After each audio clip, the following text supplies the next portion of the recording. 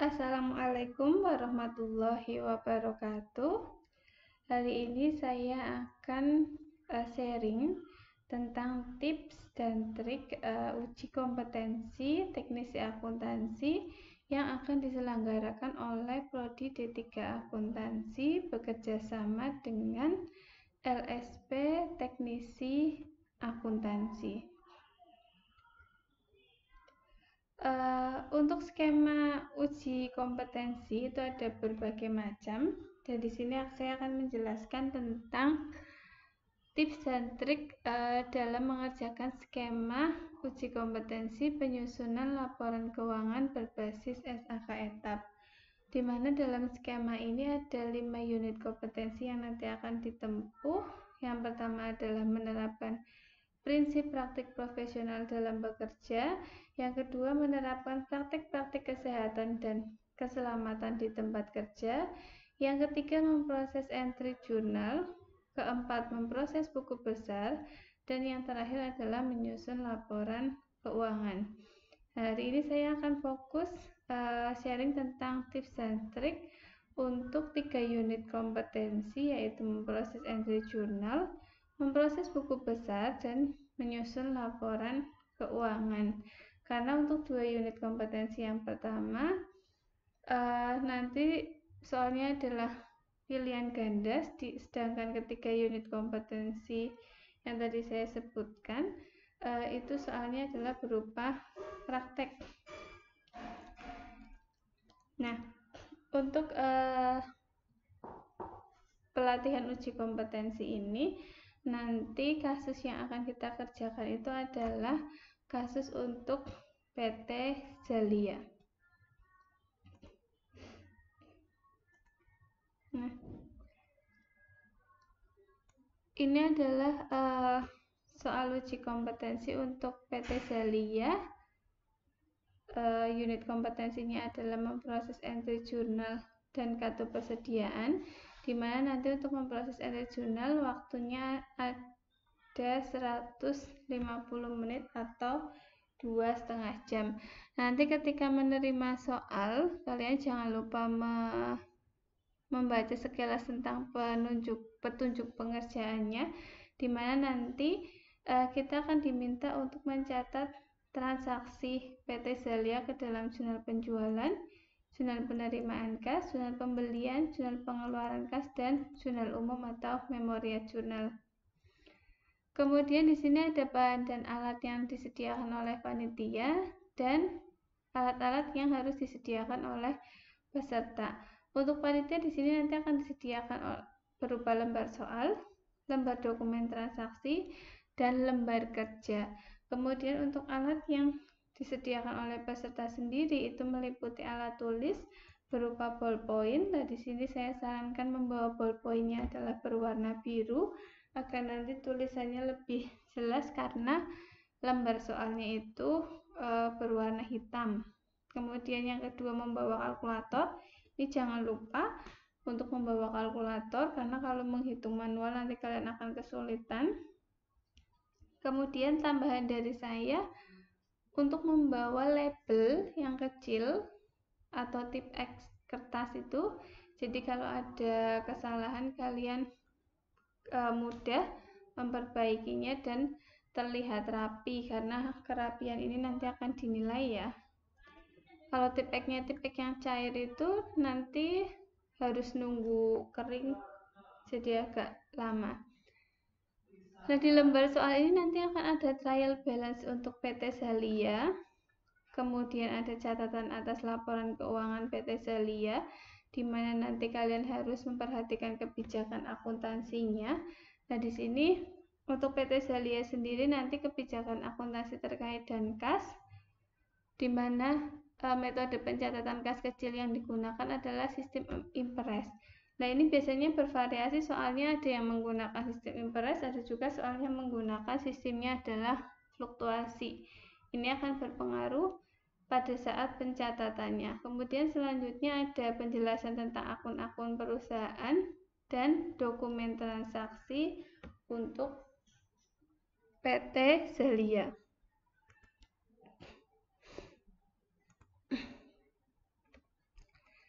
Nah, untuk yang pertama, saya akan menjelaskan tentang tips dan trik mengerjakan entry jurnal. Nah, secara teori ketika kita akan mencatat ke dalam jurnal, kita akan mencatatnya berdasarkan urutan tanggal atau urutan dokumen transaksi. Nah, ketika mengerjakan uji kompetensi entry jurnal, unit entry jurnal ini, tipsnya adalah kalian nanti tidak mengerjakannya berdasarkan urutan dokumen transaksi, tetapi mengerjakannya berdasarkan urutan jurnal. Di mana di sini yang disarankan, yang pertama dikerjakan itu adalah purchase journal, kemudian dilanjutkan dengan sales journal, yang ketiga mengerjakan cash receipt journal, yang keempat cash payment journal, dan yang terakhir adalah memorial journal. Kenapa di sini kita mengerjakannya purchase journal terlebih dahulu? Karena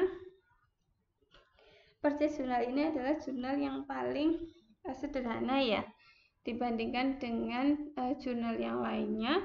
Kemudian kenapa mengerjakannya per jurnal, tidak berdasarkan bukti transaksi? Di sini agar kita lebih fokus. Jadi mengerjakan purchase journal semuanya dulu sampai selesai. Pikirannya kan satu tentang purchase journal, baru setelah selesai berganti ke sales journal. Nanti sales journal sudah selesai, berganti ke cash receipt journal dan seterusnya. Lalu kita mengerjakannya per bukti transaksi, di mana itu bervariasi. Misalkan bukti pertama, bukti yang harus dicatat ke purchase journal, setelah itu sales journal, setelah itu cash payment. Nah, itu kita berpikirnya jadi berpindah-pindah. Kalau mengerjakannya purchase journal itu akan mengerjakannya per jurnal itu akan lebih fokus dibandingkan dengan mengerjakan berdasarkan urutan bukti transaksi. Yang pertama adalah purchase journal. Seperti yang kita pahami bahwa purchase journal itu adalah untuk mencatat semua transaksi pembelian yang dilakukan secara kredit.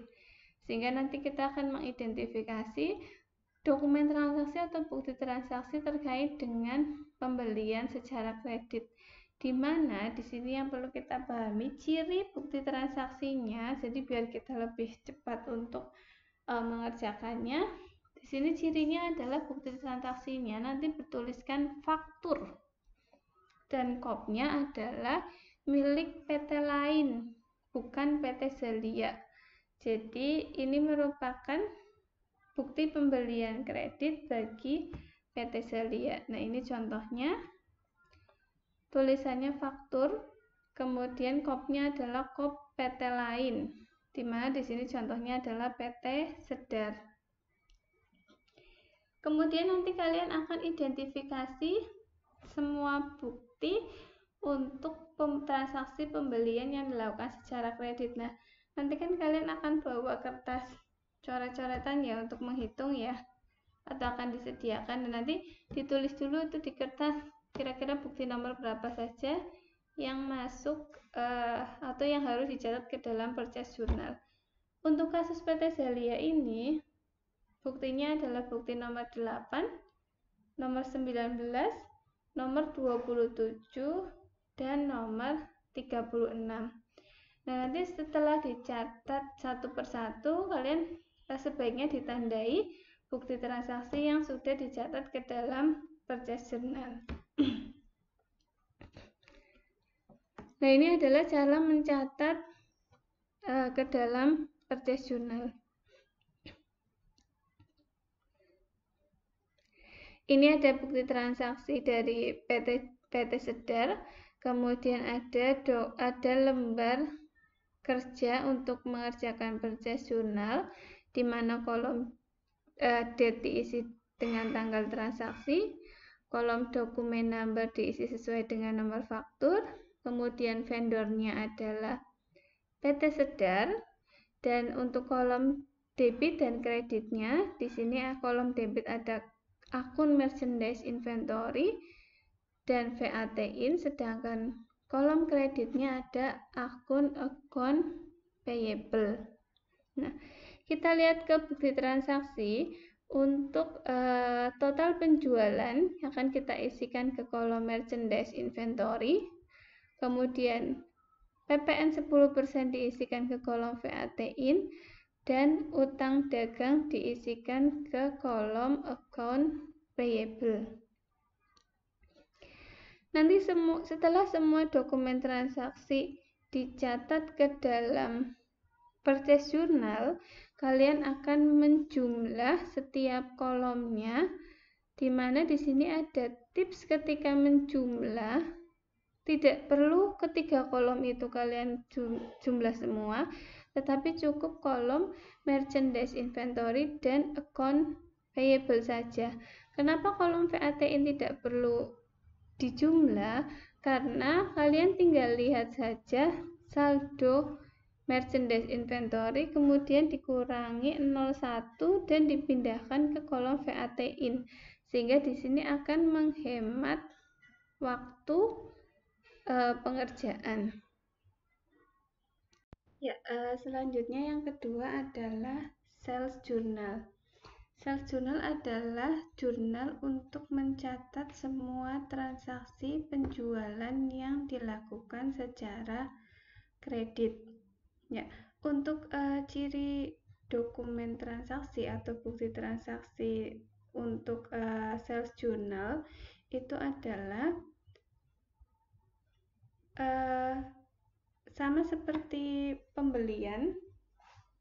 Untuk sales journal, dokumen transaksinya juga bertuliskan faktur, tetapi di sini kopnya adalah kop PT Zelia, sehingga bukti ini bagi PT Zelia adalah bukti penjualan yang dilakukan secara kredit. Nah, ini contohnya.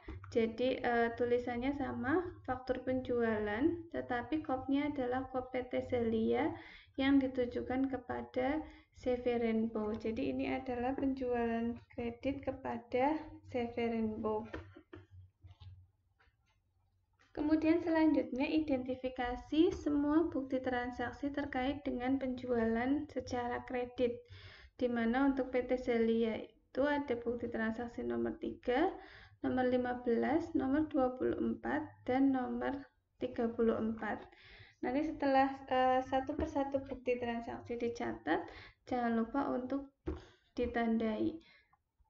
Nah, untuk mencatat sales journal berdasarkan bukti transaksi yang ada, di sini dokumen nomor 3, kemudian akan dicatat ke dalam lembar kerja sales journal yang sudah tersedia. Kolom date diisi sesuai dengan tanggal transaksi, dokumen number diisi sesuai dengan nomor faktur, kemudian customer-nya adalah CV Rainbow, dan di kolom debit ada 2 akun, sedangkan kolom kredit ada 3 akun. Nah, di sini untuk mengisi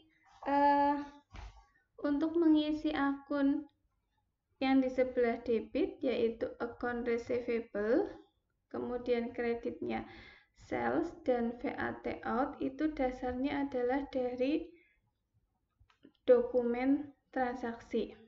Ya, piutang dagang diisikan ke kolom account receivable, PPN 10% diisikan ke kolom VAT out, kemudian total penjualan diisikan ke kolom sales.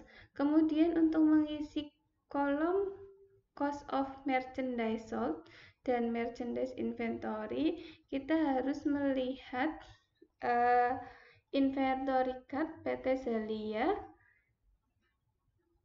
dan di inventory card ini nanti akan kita lihat ini ada inventory card PT Zelia, di mana yang dijual itu ada 3 jenis persediaan.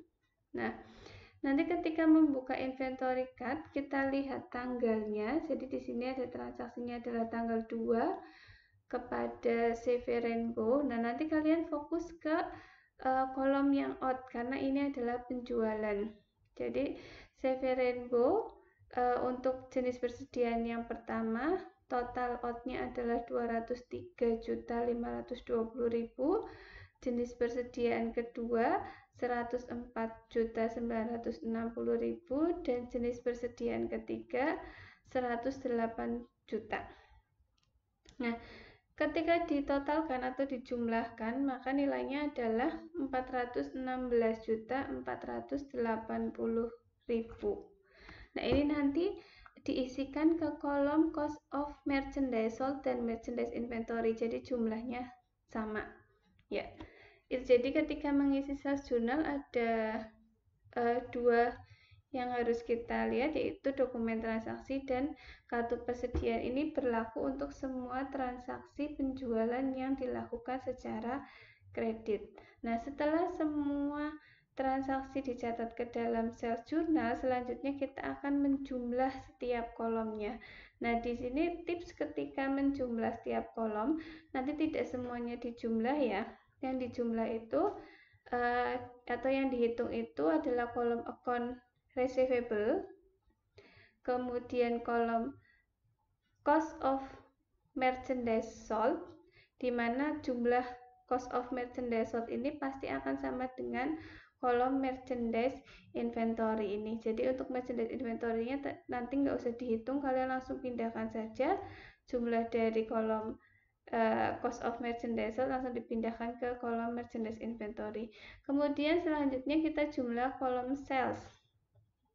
Setelah dijumlah ke kolom sales, untuk yang VAT out kalian nggak usah jumlah, dasarnya adalah dari jumlah sales dikurangi dengan 01, sehingga nanti akan menghemat waktu ketika menjumlah. Itu terkait dengan pencatatan transaksi pada sales journal. Selanjutnya untuk cash receipt journal atau jurnal penerimaan kas, seperti yang kita pahami bahwa jurnal penerimaan kas itu adalah jurnal untuk mencatat semua penerimaan kas. Nah, untuk penerimaan kas sendiri di sini sebenarnya transaksinya bervariasi ya. Jadi nanti butuh pemahaman ketika mencatat transaksi pada cash receipt journal. Nah, untuk ciri-ciri dokumen transaksi atau bukti transaksi yang akan dicatat ke dalam cash receipt journal, cirinya adalah tulisannya bukti kas masuk. Jadi tertulis bukti kas masuk, kemudian kopnya adalah milik PT Zalia. Nah, contohnya seperti ini. Jadi di sini ada tulisan bukti kas masuk, kemudian kopnya adalah milik PT Zalia. Biasanya untuk jurnal penerimaan kas ini untuk mencatat penerimaan kas dari pelunasan piutang dan transaksi lainnya yang terkait dengan penerimaan kas. Kemudian identifikasi terlebih dahulu dokumen-dokumen yang terkait dengan penerimaan kas. Di dalam kasus PT Zalia ini ada dokumen nomor 7, dokumen nomor 7, dokumen nomor 13, dokumen nomor 17, dokumen nomor 23, 29, 30, dan 32. Nah, cara mencatatnya di sini ada bukti transaksi dokumen nomor 7 contohnya, kemudian ini ada lembar kerja untuk mencatat cash receipt journal. Di sini ada pelunasan piutang, pelunasan atas penjualan kredit tanggal 8 November dari CV Rainbow. Nah, kita lihat tanggal bukti transaksi ini adalah 4 Desember. Kemudian penjualannya dilakukan pada saat tanggal 8 November. Nah, kalau melihat syarat termin di daftar piutang, berarti dari transaksi pelunasan ini tidak ada diskon atau potongannya. Sehingga cara mengisi lembar kerjanya, kolom date diisi dengan tanggal, kolom dokumen number diisi dengan nomor dokumen ya, BKM 1201, account creditednya kalau ini dari pelunasan penjualan, maka account creditednya diisi dengan perusahaan yang melunasi. Kemudian angka yang ada di bukti transaksi ini, yang ada di kolom ini, itu langsung saja dimasukkan ke kolom cash in bank. Nah, kemudian kreditnya, karena ini pelunasan penjualan kredit, maka kreditnya adalah account receivable di sini. Nah, untuk dokumen nomor 7 ini pelunasan yang tidak ada potongan atau tidak ada diskonnya, tidak ada sales diskonnya. Nah, jika ada sales diskon, contohnya adalah ini di tanggal 10.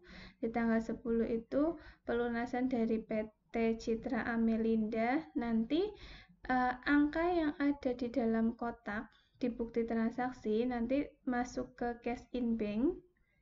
Kemudian untuk mengisi account receivable ini, kalian bisa lihat di daftar piutangnya.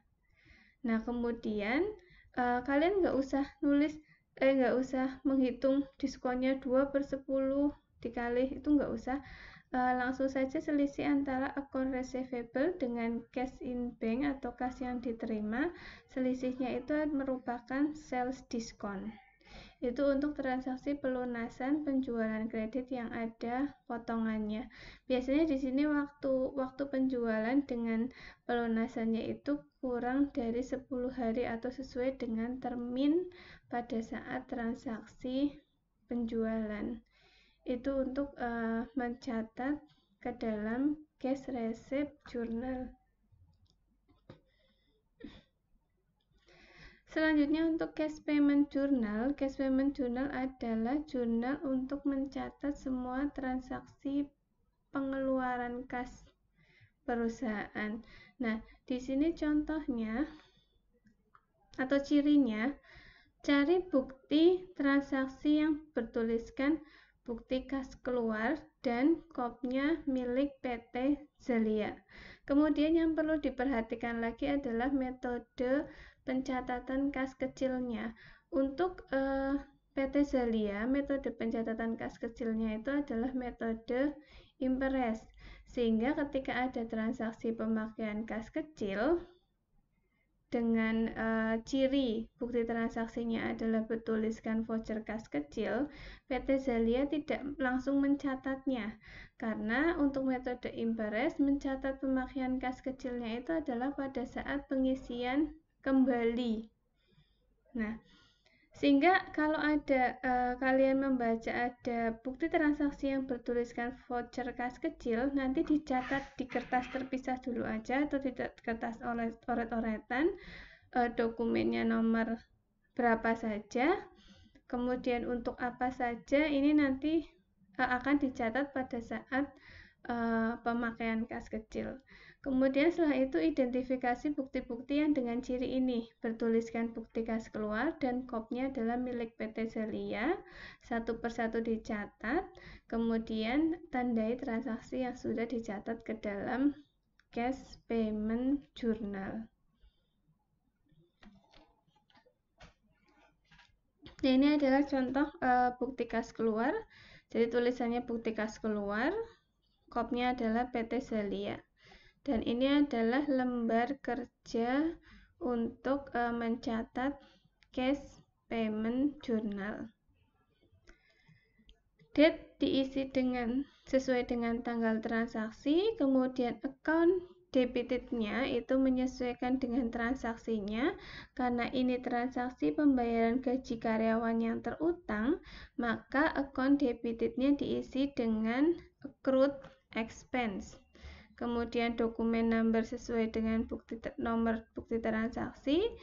Angka yang ada di dalam kotak masuk ke kolom cash in bank. Kemudian selanjutnya debitnya ini sudah ada accrued expense, dan nanti kalian harus melihat nomor akun yang ada di daftar akun atau trial balance milik PT Zalia. Nah, Ini untuk cash payment journal nanti transaksinya akan cukup bervariasi ya. Biasanya adalah untuk transaksi pelunasan pembelian kredit dan transaksi lainnya yang terkait dengan pengeluaran kas. Kemudian yang terakhir adalah memorial journal. Memorial journal adalah jurnal untuk mencatat transaksi yang selain masuk ke purchase journal, sales journal, cash receipt journal, cash payment journal. Nah, biasanya di sini nanti transaksinya itu adalah terkait dengan retur pembelian, retur penjualan, dan bisa juga transaksi lainnya. Sehingga nanti cirinya kalian cari bukti transaksi yang bertuliskan dengan nota kredit atau bukti transaksi yang bertuliskan bukti memorial. Kemudian identifikasi bukti-bukti tersebut dan catat ke dalam memorial journal. Nah, di sini yang perlu diperhatikan, jika bukti transaksi itu bertuliskan nota kredit, itu bisa saja transaksi retur penjualan, bisa juga itu transaksi retur pembelian. Jadi sama-sama tulisannya ini nota kredit, nih ya, sama-sama nota kredit, tapi ini transaksi berbeda, bisa retur penjualan atau retur pembelian. Nah, untuk bukti transaksi yang bertuliskan nota kredit kemudian kopnya PT Zelia, ini merupakan transaksi retur penjualan. Nah, seperti yang kita pahami bahwa ketika mencatat retur penjualan itu ada dua jurnal yang harus dicatat. Yang pertama adalah mencatat retur penjualannya, dan yang kedua adalah mencatat merchandise inventory yang kembali karena diretur. Nah, kalau biasanya mahasiswa itu bingung ketika mencatat retur penjualan. Nah, kalau bingung, kalian bisa lihat lembar kerja sales journal. Nah, lembar kerja sales journal ini kan ada akun debit dan akun kredit. Nah, nanti dibalik saja, yang debit menjadi kredit, yang kredit menjadi debit. Tetapi untuk akun sales di sini diganti dengan sales return and allowance. Jadi ada dua jurnal ya. Ada dua jurnal, yang pertama untuk mencatat retur penjualan dan yang kedua adalah untuk mencatat barang yang kembali, seperti itu. Jadi yang debit jadi kredit dan yang kredit jadi debit. Nih, account receivable debit jadi kredit. Sales di sini diganti sales return, di kredit jadi debit. VAT out di kredit jadi debit. Jurnal yang kedua, cost of merchandise sold-nya jadi kredit dan merchandise inventory-nya jadi debit. Itu untuk transaksi retur penjualan. Kemudian selanjutnya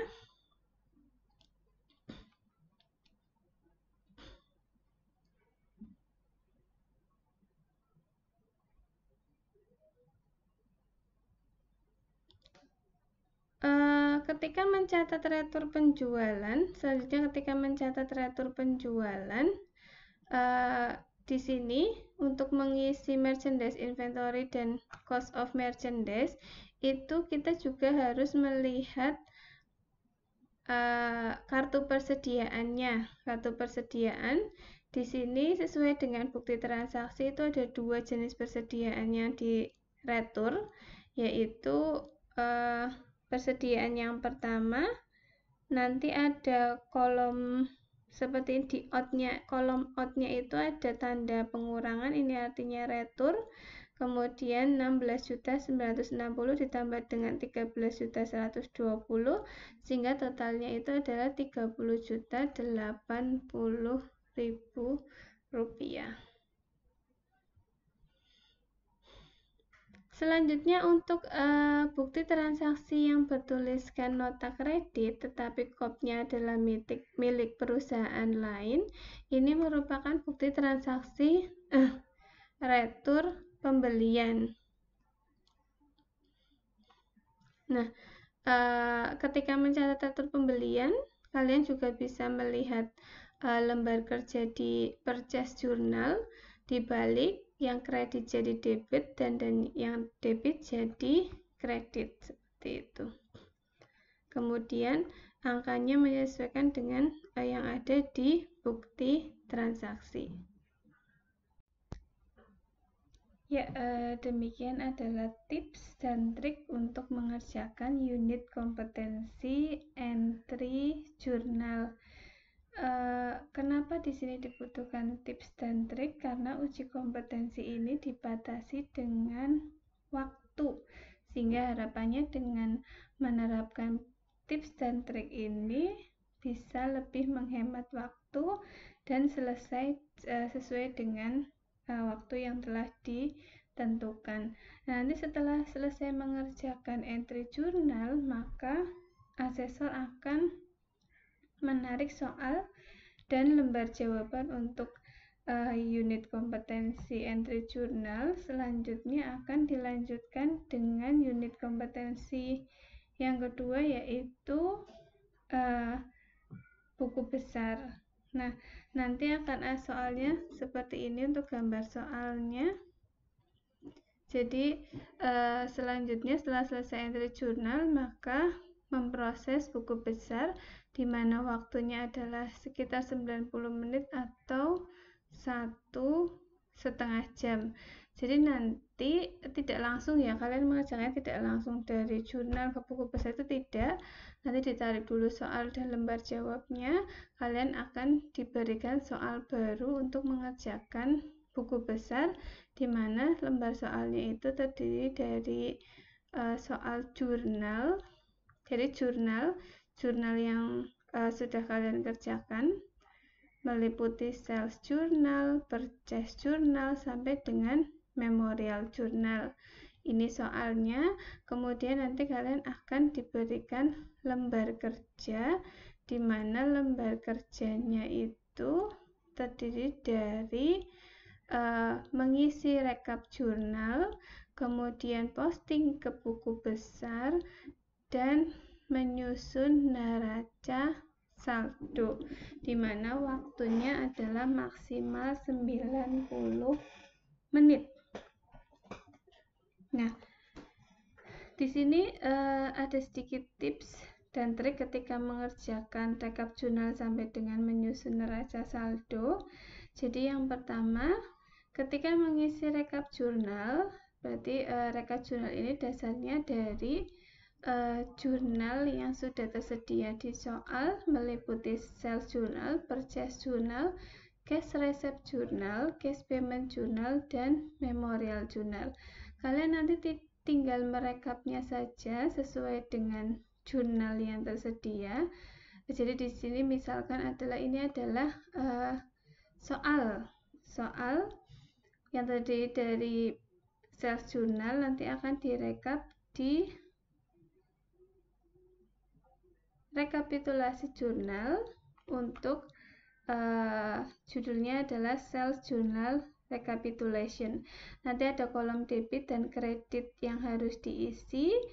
Nah, sebenarnya di sini kalian nggak perlu kalkulator atau nggak perlu menghitung. Dengan catatan kalian mencatatnya itu benar, jadi harus teliti.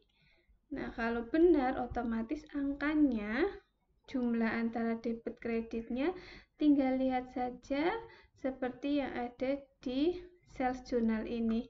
Jadi nanti akun-akun yang ada di kolom debit dipindahkan juga ke kolom debit sesuai dengan nomor akunnya dan totalnya atau jumlah untuk setiap akunnya. Misalkan di sini akun account receivable dengan nomor akun 11300 dipindahkan di sini, kemudian jumlahnya sebesar sekian yang ada di sini. Kemudian ada cost of merchandise sold dengan nomor akun sekian dipindahkan dengan jumlah yang ada di sini. Nah, nanti totalnya ini tinggal dipindahkan saja ke kolom ini. Jadi sebenarnya di sini tidak perlu kalkulator, kalian hanya harus teliti saja harus teliti dan harus benar menuliskan angkanya agar jumlah debit dan kreditnya itu benar dan ketika posting ke buku besar tidak keliru. Nah, itu untuk rekap jurnal. Nanti semuanya caranya sama. Setelah sales jurnal direkap selesai, selanjutnya merekap purchase jurnal dan seterusnya sesuai yang ada di soal dan lembar kerja. Kemudian selanjutnya adalah setelah semua jurnal ini direkap, selanjutnya adalah posting ke buku besar dan mengisi neraca saldo. Nah, nanti ketika posting ke buku besar, kalian sesuaikan dengan rekap jurnalnya. Jadi tidak perlu di sini tidak perlu urut nomor akun ya, tetapi sesuai dengan yang ada di rekap jurnal saja. Nah, di sini saran saya ketika posting ke buku besar, urutannya adalah seperti ini. Kalian posting dulu semua yang ada di purchase journal, setelah itu sales journal, yang ketiga cash receipt journal, kemudian mohon maaf ini harusnya ada cash payment journal, dan yang terakhir adalah memorial journal. Jadi itu urutannya. Kenapa? Karena ini akan berpengaruh nanti perhitungan akun yang ada di buku besar. Kemudian ketika posting itu tidak perlu memperhatikan urutan nomor akun ya. Pokoknya yang ada di rekap jurnal langsung saja diposting semuanya ke buku besar. Dan di sini tipsnya, kalian posting semuanya saja, tidak usah menghitung saldonya terlebih dahulu. Menghitungnya nanti ketika akan dipindahkan ke trial balance atau neraca saldo. Jadi diposting dulu aja, dipindahkan semua akun yang ada di rekap jurnal, diposting atau dipindahkan ke buku besar. Menghitung saldo ini nanti ketika semua selesai diposting, kalian hitung saldonya, langsung dipindahkan ke neraca saldo. Jadi nanti di sini akan rata. Nah, kalau kalian satu-satu posting, hitung saldo, posting, hitung saldo, nanti pekerjaannya jadi nggak merata. Nah, kalau seperti ini kan merata. Posting dulu semuanya selesai, setelah itu dihitung, pindah ke neraca saldo. Posting, hitung lagi. Misalkan di sini ada cash in bank, setelah cash in bank, akun selanjutnya dihitung lagi saldonya, langsung posting ke neraca saldo. Misalkan petty cash hitung, pindahkan neraca saldo. Account receivable hitung, pindahkan neraca saldo. Jadi apabila nanti waktunya sudah selesai atau sudah habis, nanti pekerjaannya sudah merata. Jadi ini adalah tips dan trik ketika posting ke buku besar dan mengisi neraca saldo.